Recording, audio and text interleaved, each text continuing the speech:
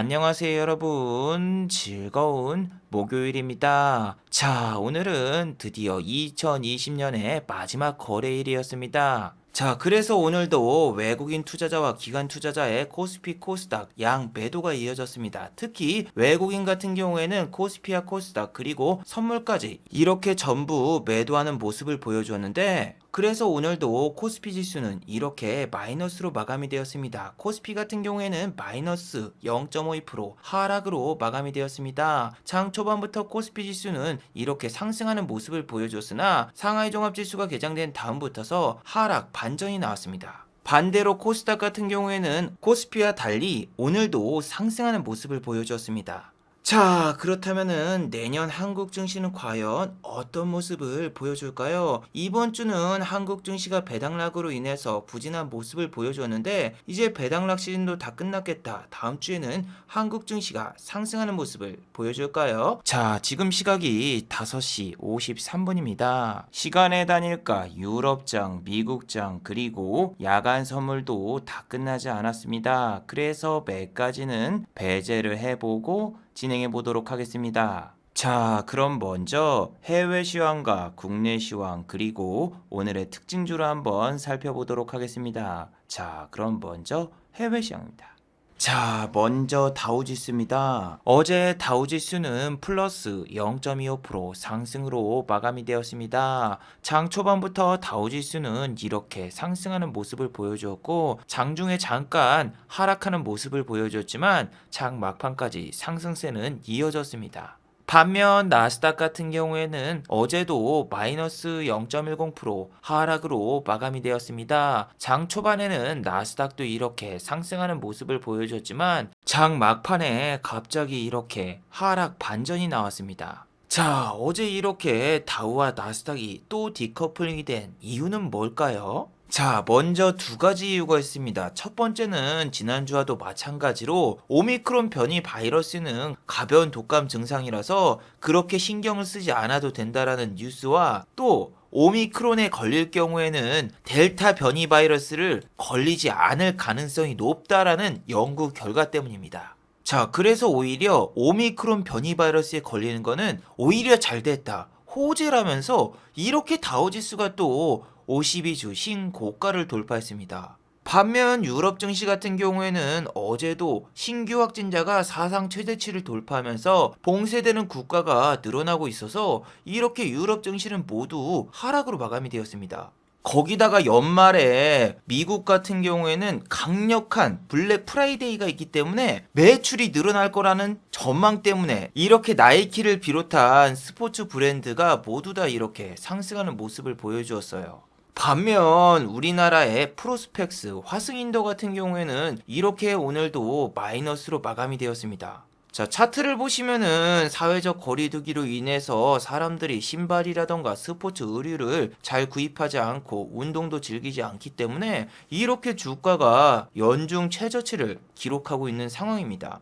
자, 이거는 같은 스포츠 브랜드인 휠라 홀딩스도 마찬가지입니다. 휠라 홀딩스도 연중 최저치를 계속 기록하고 있고, 이렇게 연봉으로 보시면은 코다리19 바이러스가 터진 다음부터서 계속되는 하락이 이어지고 있고 하락은 멈추지 않고 있어요. 반면 미국의 나이키는 사람들이 외출을 많이 하지 않고 스포츠를 많이 즐기지 않아도 뭐 블랙 프라이데이라던가 바이러스가 별거 아니다, 이런 레포트가 족족이 나오면서 지금 연중 최고치를 달리고 있죠. 이건 여러분 일봉이 아니라 월봉입니다.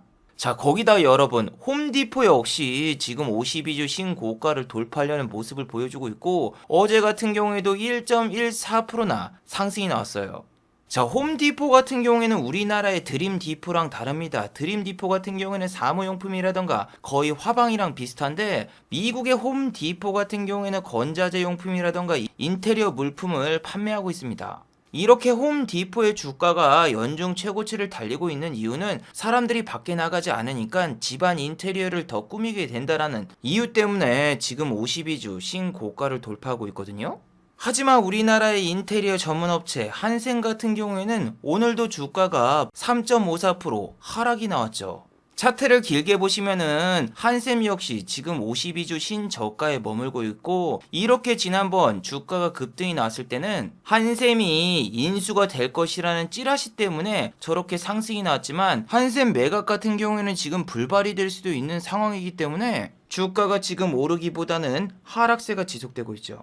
아니, 미국 애들이 하는 말대로라면은 한국의 인테리어 전문업체 한샘 같은 경우에도 팬데믹 이후에 주가가 상승이 나와야 되는데 상승이 나오긴커녕 횡보와 하락이 지속되고 있죠.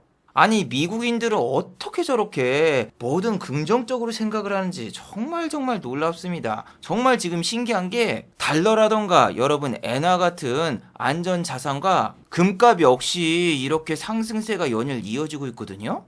그리고 위험자산인 비트코인 같은 경우에는 6,200만 원에서 5,700만 원대까지 이렇게 폭락이 나오면서 그냥 위험자산에서 안전자산으로 돈의 흐름이 넘어가고 있는 게 누가 봐도 보이거든요. 근데 미국 증시만 혼자 에이 우린 그딴 거 모르겠고 우린 신고가 갈 거야 하면서 S&P 500이라던가 다우지수 그리고 나스닥 지수도 자꾸 신고가를 돌파하고 있습니다. 아니, 지금 미국 증시의 논리를 국내장에 반영을 시키면은 지금 3,000은 당연히 넘었어야 되고 한 3,100, 3,200은 가 있어야 되거든요. 이게 여러분 프랑스라던가 독일, 이탈리아 이런 애들 같은 경우에는 은근슬쩍 지금 다우와 나스닥을 따라가면서 신고가를 가고 있거든요. 하지만 여러분, 한국 같은 경우에는 신흥국 증시에 분류가 되어 있기 때문에 상하이 종합지수를 따라가는 경향이 상당히 심하죠. 물론 오늘 같은 경우에는 개별적인 이벤트로 인해서 상하이 종합지수가 이렇게 상승이 나왔고, 한국의 코스피와 코스닥 같은 경우에는 외국인과 기관의 양매도로 인해서 이렇게 주가가 내렸지만, 한국 증시가 내리는 건 여러분 너무너무나 당연한 겁니다. 이건 어제 영상에서도 설명을 해드렸지만, 그동안 코스피를 지탱해준 매수 주체가 금융투자인데, 금융투자가 오늘도 1조 원 가까이 순매도를 했고, 금융투자라는 기관은 자금이 한정적이기 때문에 단기간에 많이 사고 단기간에 많이 팝니다. 절대 장기 투자를 하지 않아요. 배당을 노리거나 혹은 장기 투자를 하는 기관은 연기금인데, 연기금 같은 경우에는 연말에 주식을 산 적이 한 번도 없습니다. 왜냐하면 연기금은 지금 국내 주식 비중을 계속 축소하고 있기 때문이죠. 연기금 같은 경우에는 올해 국내 주식 시장에서 23조 7,748억 원을 순매도했는데, 증권사들은 연기금이 연말에 배당을 받기 위해서 주식을 대거 매입할 것이다,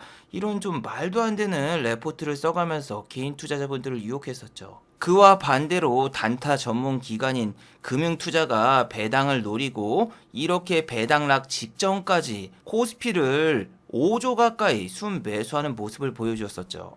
여러분, 내년에도 연기금 같은 경우에는 배당을 노리기보다는 국내 주식 비중을 축소할 가능성이 상당히 높습니다. 이건 여러분 너무너무나 당연합니다. 팬데믹 사건이 터지기 전 우리 럼프 형이 집권하던 시절에는 국내 주식이 어마어마하게 폭락이 자주 나왔었어요. 그래서 연기금이 2018년도에 마이너스 수익률을 기록했고 6조 원의 적자를 봤습니다. 그래서 청와대 청원도 올리고 거기다가 또 국민연금이 이렇게 적자를 보자 연기금 자금위원장을 잘라야 된다 해서 진짜 자르기도 하고, 사람들이 미국 증시는 왜 불장인데 해외 주식의 비중을 늘리지 않았느냐, 손가락질하면서 해외 주식 투자와 채권 투자를 늘려야 된다, 이렇게 이야기를 했었어요. 그 결과 지금 연기금 같은 경우에는 2020년도 기금 운용 수익률이 9.58%입니다. 테슬라 같은 경우에는 6년 넘게 존버를 했습니다. 근데 연기금이 이렇게 수익이 늘어난 이유가 채권과 해외 주식 투자를 늘리면서 수익률이 극대화됐죠. 근데 국내 주식 비중이 높았을 때는 조그만 손실이 나도 연기금 책임자를 탓하면서 책임자들이 전부 다 사퇴하고, 또 연기금 본부의 자금위원장들이 1년 4개월 넘게 공석이 지속되었고 아무도 임기를 채운 사람이 없습니다. 10년 동안 재직 기간을 전부 다 채운 사람은 단 한 명밖에 없어요. 그래서 연기금은 또 국내 주식을 사고 비중을 늘릴 경우에는 지난번처럼 질타를 받고 연기금 자금위원장도 또 공석이 지속될 텐데, 이럴 바에 차라리 그냥 해외 주식 비중을 늘리는 게 탁월한 선택이죠. 자, 오늘 같은 경우에는 개인 투자자분들이 다시 증시에 돌아왔습니다. 대주주 양도 소득세 회피와 또 배당락을 피하기 위해서 개인 투자자분들이 배당락 당일에는 1조 9천억을 매도했는데 그 다음날에는 1조 8천억을 매도하더니 오늘 같은 경우에는 또 9천억을 순매수했어요. 이건 코스피뿐만이 아니라 코스닥도 마찬가지입니다. 코스닥도 배당락 당일에는 1조 1천억 원을 순매도했는데 배당락이 끝나자마자 다시 한번 개인 투자자분들이 1조 1천억을 매수했고 오늘 같은 날에도 이렇게 2천억 가량의 순매수가 지속되었어요. 특히 개인 투자자분들은 코스닥에서 이렇게 셀트리온을 집중적으로 순매수했는데 셀트리온은 배당락 이후에 주가가 지속적으로 내리고 있고 매도 주체는 금융투자입니다. 금융투자 같은 경우에는 코스닥을 12월 한 달 내내 거의 다 순매수를 했기 때문에 얘네들이 샀던 만큼 다시 팔 겁니다. 그래서 어제 영상에서도 말씀을 드렸지만 기관 같은 경우에는 내일도 주식을 당연히 팔 거고 배당주들은 반등 안 나온다 이렇게 말씀을 드렸죠.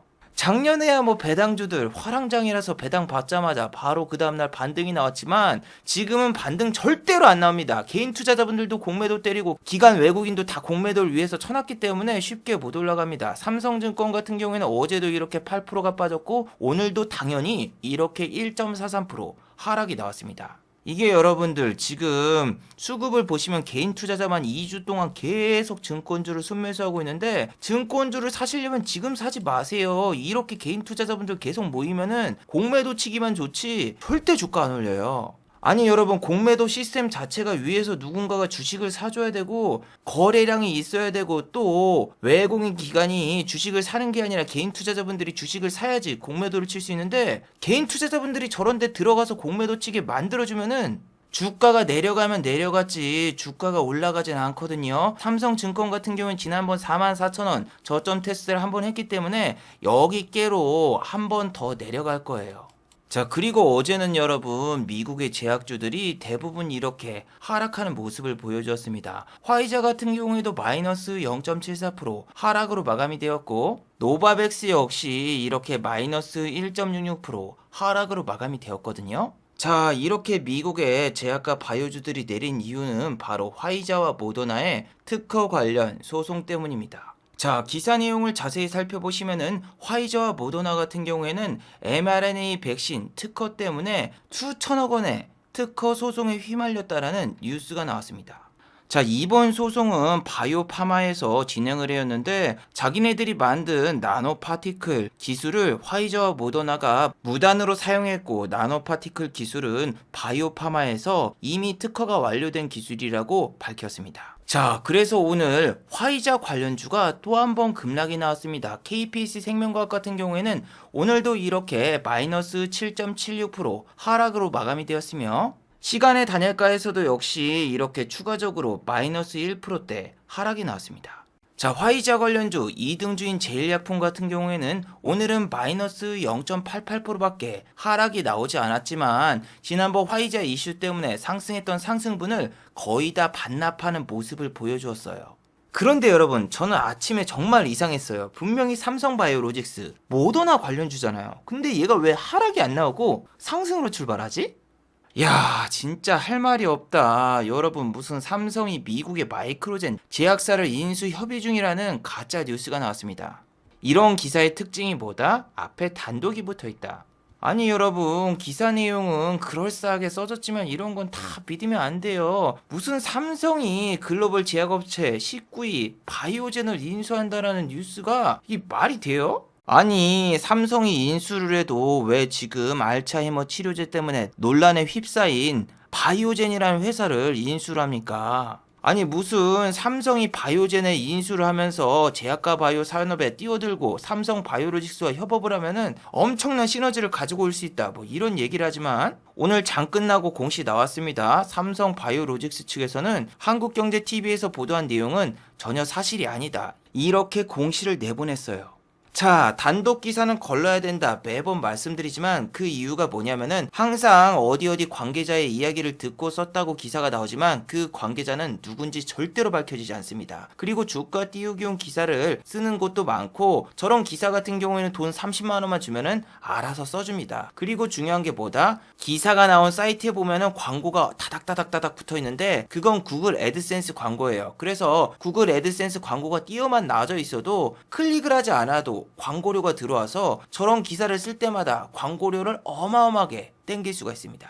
자, 삼성 관련 가짜뉴스 올해만 나온 게 지금 몇 개입니까? 1월 달에 삼성과 인텔이 손을 잡는다는 뉴스가 나왔는데 이게 여러분 얼마나 말도 안 되는 뉴스인지 여러분들은 지금 알고 계시죠? 1월 달까지만 해도 무슨 삼성이 인텔과 손을 잡고 파운드리 사업을 한다라고 뉴스를 내보냈지만 무슨 소리냐? 인텔은 지금 파운드리 업체를 인수해서 우리는 파운드리 사업도 우리가 할 것이다. 이렇게 기사를 내보냈죠. 자, 그리고 삼성전자가 미국에 11조를 투자한다. 이거는 여러분 바이든 대통령을 만나기 전입니다. 바이든 대통령을 만난 거는 2021년도 후반기인데 이거는 1월 달에 나온 기사고 11조 투자가 아니라 20조입니다. 그리고 공장도 텍사스가 아니에요. 어디다? 미국의 테일러시.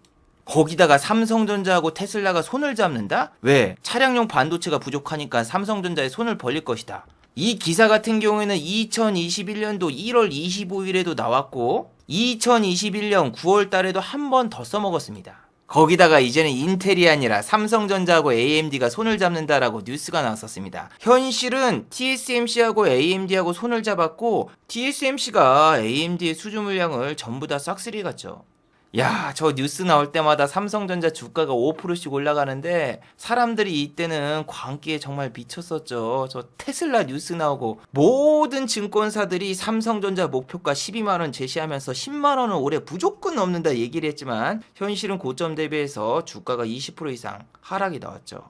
아니 저 뉴스 보고 오늘 삼성바이오로직스를 매수하신 분들은 진짜 큰일이 났죠. 자, 공매도 양을 보세요. 삼성 바이오로직스 같은 경우에는 올해 들어 가장 많은 공매도가 오늘 발생이 되었어요. 자, 삼성전자 같은 경우에도 오늘 아침에 개인 투자자분들의 매수세가 몰리면서 이렇게 상승으로 출발을 했는데 여러분 진짜 엄청나게 흥분하셨죠? 왜냐하면은 어제 미국의 반도체 회사 마이크론 테크놀로지가 플러스 3.48%나 상승이 나왔고 곧 있으면 52주 신고가 뚫습니다. 하지만 삼성전자 같은 경우에는 오늘도 주가가 하락을 했고 매수 주체를 보시면은 개인이 대거 매수를 했죠. 개인 투자자분들은 정말 안타깝습니다. 삼성전자가 오를 때는 전부 다 매도를 하고 최고점에서는 개인만 이렇게 순매수를 하죠. 근데 개인 투자자분들은 삼성전자를 매수 안 하려고 해도 이렇게 막 좋은 찌라시가 계속 나오니까 새우깡처럼 손이 갈 수밖에 없죠. 자, 그리고 여러분 오늘 장은 정말 별로였습니다. 12월 마지막 날 거래일이라서 코스피와 코스닥 거래량 같은 경우에는 연중 최저치에 근접한 수준을 보여주었어요. 자, 그리고 여러분 제가 3일 전 이 영상을 통해서 여러분들께 말씀을 드렸는데 보통 연말에는 품절주와 우선주, 정치 테마주, 스펙주 위주로 수급이 몰리거나 움직이는데 최근엔 로봇 테마주라던가 다른 데로 수급이 많이 몰렸었죠. 와, 근데 오늘은 갈 종목이 없어서 그런가 이렇게 스펙주라던가 품절주 그리고 정치 테마주가 움직였습니다. 자, 특히 로스웰 같은 경우에는 상한가를 갔는데 이런 동전주는 매수를 안 하는 걸 추천해드려요. 왜냐면은 자, 기업 계열을 보세요. 주소부터 좀 수상하죠. 예, 중국 회사입니다. 자, 여러분 중국 회사 같은 경우에는 지난번에도 말씀을 드렸지만 이렇게 한국에 상장된 중국 회사 같은 경우에는 상장하자마자 무슨 자진상폐를 한 회사들도 많고 재무제표가 대부분 조작돼 가지고 결국에는 상폐로 넘어간 회사들이 상당합니다. 근데 생각을 해봐봐. 중국 같은 경우에는 회계 조작이 식은 죽 먹기란 말이야. 근데 회계 조작을 했는데도 마이너스인 회사라면은 얼마나 재무가 심각할까요? 중국 회사 같은 경우에는 이렇게 보시면은 계속 기사가 떠져 있죠. 보통 중국 회사 같은 경우에는 한국에 상장한 다음에 상폐 이야기가 나오면은 자존심이 있는지 자진 상폐를 하고 튀는 경우가 상당히 많습니다. 그래서 지난번에 GRT라는 회사가 자진 상폐를 하고 한국에서 먹튀를 했는데 자, SNK 같은 경우에도 지금 중국 회사인데도 불구하고 자진상패를 하는데 자진상패 공모가가 37,000원이야. 그래서 지금 공모가 밑에서 계속 물량 잠가놓고 쇼 댄스를 하고 있습니다. 자, 오늘 로스웰이 도대체 왜 상한가를 갔을까요? 로스웰의 자회사가 중국에서 1조 6천억 원 가량의 공급 계약을 체결했다라는 뉴스 때문입니다. 아니 뭐 1조 6천억 공급 계약을 하는데 무슨 사진만 보면은 어디 동네 그 노인정에서 현수막 하나 쳐놓고 지금 공급 계약 체결하는 것 같잖아.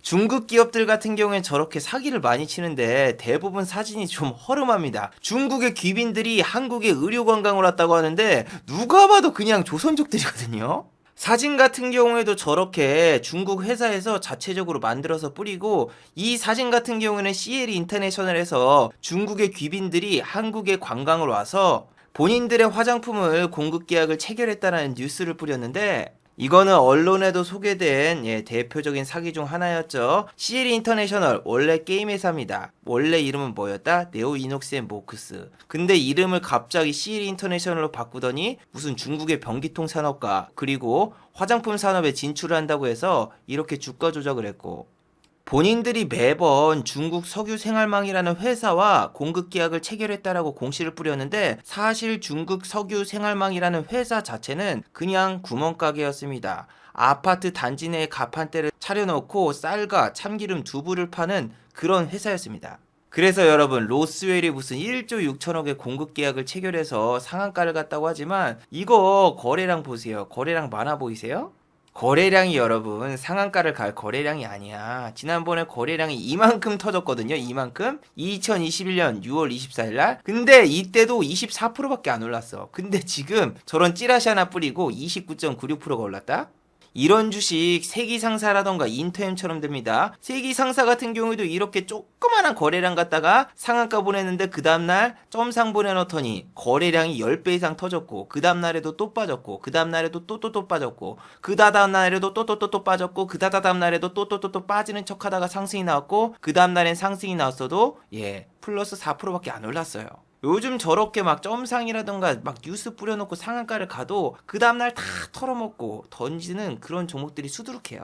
근데 분명히 물려 계신 분들은 탈출할 수 있는 기회가 있고 나와야 되는데, 코이즈라던가 이런 돌연변이 닌자거북이 같은 주식이 있잖아. 자, 이런 주식 같은 경우에는 어떻게 됐습니까? 상한가가 5일 연속 지속이 되니까 상한가 한번 흐름 타면 이렇게 되는 거 아닌가? 그런 생각 때문에 상한가 간 다음에 그 다음에 점상 가면은 절대 익절 안 해. 본인이 물려 있어도 익절 안 해. 자, 코이즈와 비슷하게 점상 랠리를 갔던 우리나라의 대표 작전주 에디슨 EV, 이 주식 같은 경우에는 무슨 주식이 만원도 안 하던 놈이 8만원까지 갔어. 8만원. 근데 지금은 주가가 4분의 1 토막이 나가지고 25,300원인데 이 녀석의 원래 이름은 세미시스코입니다. 근데 작전을 친 다음에 이름을 중간에 바꿨어요. 에디슨 EV로. 에디슨 EV 같은 경우는 계속 쌍용차를 인수한다라고 뉴스를 뿌리지만, 쌍용차에서는 계약 지연이 되고 지금 뭔가 이상하다. 당장이라도 에디슨 모터스 같은 경우에는 쌍용차를 인수할 것처럼 얘기했지만 올해 안에는 절대로 인수가 불가능하고 심지어 인수 철회를 할 가능성도 제기가 되고 있죠.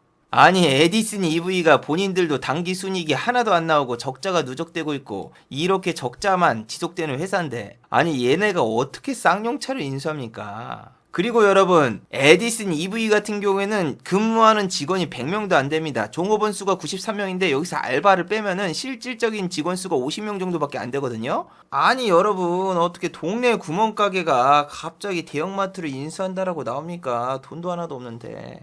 아니 여러분, M2M 같은 경우에도 무슨 신라젠을 인수한다는 뉴스 때문에 만원도 안 하던 주가가 3만원까지 갔거든요. 아니 M2M 같은 경우에는 자기네 회사도 먹고 살기가 힘든데 무슨 신라젠을 인수합니까? 아니 이게 여러분, 상식적으로 생각을 하면은 주가가 말도 안 되고 이거는 작전이다 알고 있는데, 코이지라던가 세미시스코 이런 애들이 계속 급등이 나오고 사람들을 진짜 유혹하잖아요. 와, 이거 내가 상한가 풀렸을 때 잠깐 매수를 했었으면 여기서 여기까지 100%가 넘으니까 와, 내가 지금 막 20% 손실 보고 있는 것도 다 메꾸고 이거 갖다가 대박 났을 텐데 아깝다, 요딴 생각을 하게 되거든요. 그런 나쁜 습관 절대 가지면 안 됩니다. 지금 어디 인수한다고 하면서 계속 뉴스 뿌린 애들은 내년 3월이죠. 3월 같은 경우에는 상장 폐지 심사 기간이기 때문에 이럴 때 전부 다 막 상폐가 되거나 혹은 관리 종목 편입, 환기 종목에 편입될 가능성이 상당히 높아요.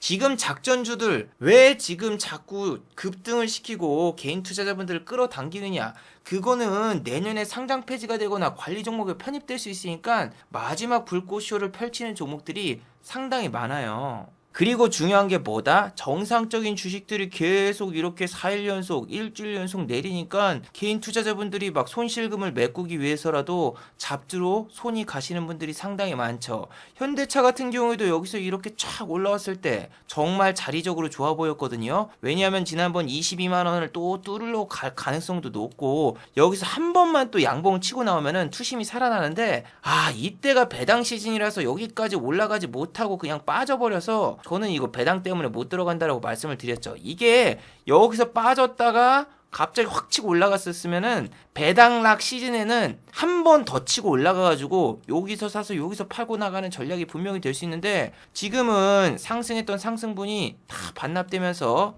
매수 주체였던 금융투자가 먹튀하고 나르고 있어. 이건 지금 기아차도 마찬가지죠. 기아차도 이틀 연속 개인만 순매수 중이고 외국인과 기관은 양매도 중입니다. 아니 자리적으로 좋은 데까지 다 만들어 놓고 빼버리니까 와 진짜 이거 개인 투자자분들이 물려있으면 너무 지쳤을 거야. 만약에 내가 막 이 88,000원에 물렸다고 생각을 해봐봐. 여기서 빠졌다가 올라가는 척 했다가 다시 내려가봐. 근데 이 기간이 몇 일입니까? 지금 2주가 넘죠. 그런데 여러분 이 2주 동안 로보티지라던가 로봇 관련주를 차트를 보고만 있어 보세요. 와 내가 왜 현대차라던가 기아차를 샀을까 하면서 막 후회가 되지 않아? 이 막 로보티지라던가 이런 애들 막 상한가도 가고 지금 주가가 2주 동안 2배 이상 올랐는데 와 내 주식은 어떻게 이렇게 계속 내려만 가는 거야. 여러분이 주식하면서 남이랑 비교를 하게 되거나 혹은 다른 종목이랑 비교를 하게 되잖아요. 그럼 그 순간 본인이 투자했던 투자 철학이 모든 게 흔들리게 돼. 본인이 막 기아차라던가 현대차를 샀을 때는 7만 원을 찍고 다시 턴 어라운드를 하고 있으니까 지금 사도 전혀 비싸지가 않구나. 존버해볼 만하구나 하고 매수를 했을 텐데 내가 매수를 한 다음에 계속 내려가고 다른 주식들이 막 올라가는 게 눈에 보이면은 그 순간 본인의 투자 철학이 흔들리게 되거든요. 이거는 꼭 종목뿐만이 아니라 만약에 12월 달에 본인이 마이너스를 봤어. 근데 다른 뭐 주식 카페라던가 혹은 커뮤니티를 갔는데 막 이번 달 수익 인증을 하거나 막 월말 결산입니다. 이런 일지 보면서 와 얘네는 로봇 관련주라던가 이런 테마주 해가지고 돈 엄청 벌었는데 나는 도대체 왜 움직이지도 않는 이런 종목을 왜 샀을까? 이렇게 남과 비교하고 다른 종목과 비교하다 보면은 다른 주식도 여러분들이 최고점에 들어가서 물리게 되고 결국에는 손실만 이어지게 돼요. 저도 여러분 뭐 이번 달 빨간불 랠리 막판에 조금 손실 본 적이 좀 있었지만 그래도 이번 달 뭐 대체적으로 그냥 아주 소소하게 마무리가 되었는데 물론 저는 공매도로 수익을 많이 보고 공매도를 많이 쳐서 그런 것도 있지만 계좌 자랑 저런 거 잘 안 한단 말이야 이제는. 왜? 영상을 보시는 분들이 나는 지금 이런 걸로 손실 보고 있는데 얘는 지금 이런 주식에 들어가가지고 수익을 크게 먹었네. 나도 한번 저런 주식을 사볼까? 이러면서 괜히 테마주들 꼭대기에 들어가가지고 설거지 당하거나 물리시는 분들이 있으니까 저는 좀 안 보여드리는 편인데 지금도 보세요. 지금 뭐 GSE 꼭대기에 물려 있습니다. 이거 어떻게 해야 되나요? 아니 뭐 이걸 어떻게 하긴 어떻게 해요. 본인들이 뭐 원칙을 정했으면 원칙을 지켰어야죠. 뭐 급등 나왔을 때 이런 데서 확 빠질 때 본인이 뭐 스탑로스를 걸어놓거나 손절을 해야 된다 생각했으면 손절을 했어야죠. 저 같은 경우에는 무슨 리튬 호수 이런 테마주를 들어가도 손절가는 철저하게 지키잖아요.